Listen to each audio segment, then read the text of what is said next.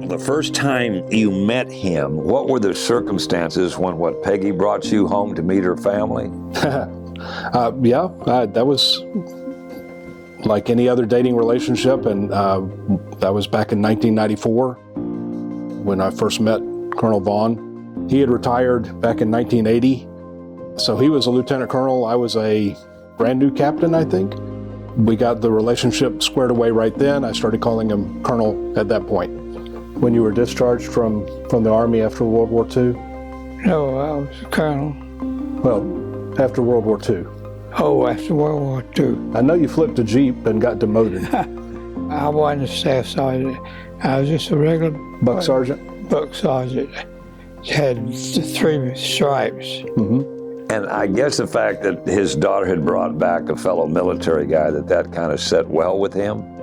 I don't think he minded it.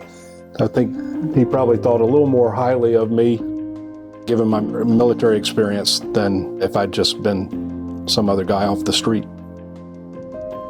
It was just he and his sister. His mom was not really healthy. She battled tuberculosis and succumbed to that disease. And your dad, was he a shopkeeper? No, he was a more farmer. Farmer? Colonel, what was it like to be at Clemson and then get the call up to go into World War II? It was, of course, kind of scary for me.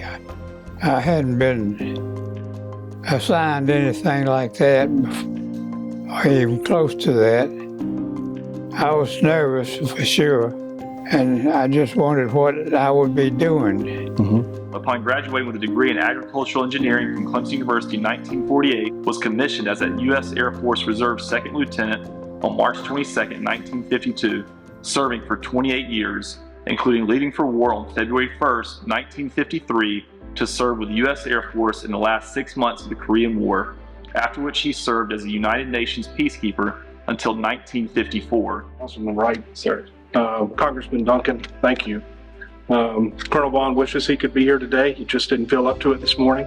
And what did you do in the Army in World War II?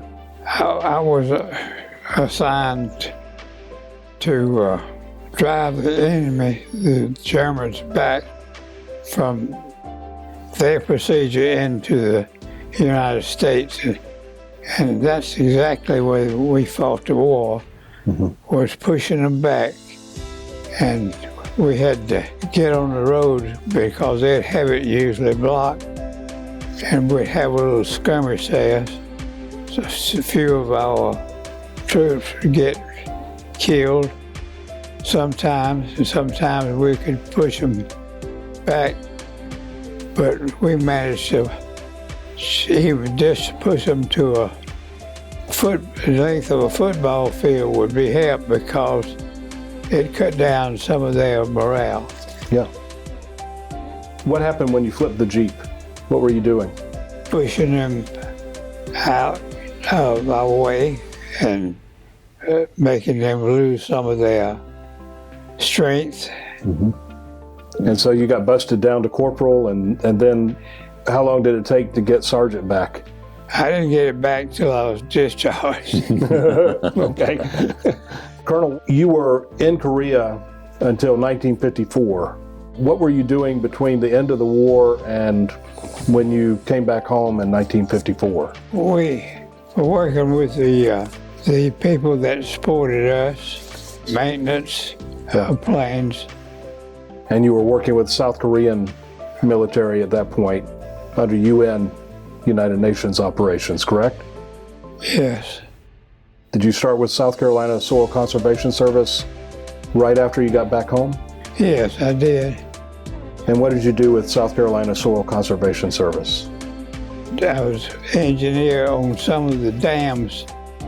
After I got discharged, I worked for myself. I formed a survey party, headed that, and worked in 7 or 8 counties.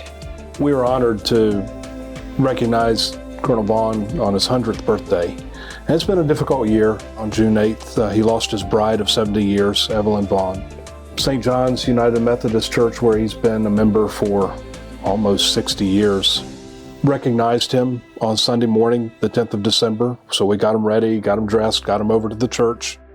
They had their Christmas cantata that morning. Before they did the Christmas cantata, they sang happy birthday to him. At 3 o'clock, we had a drop-in here in this room.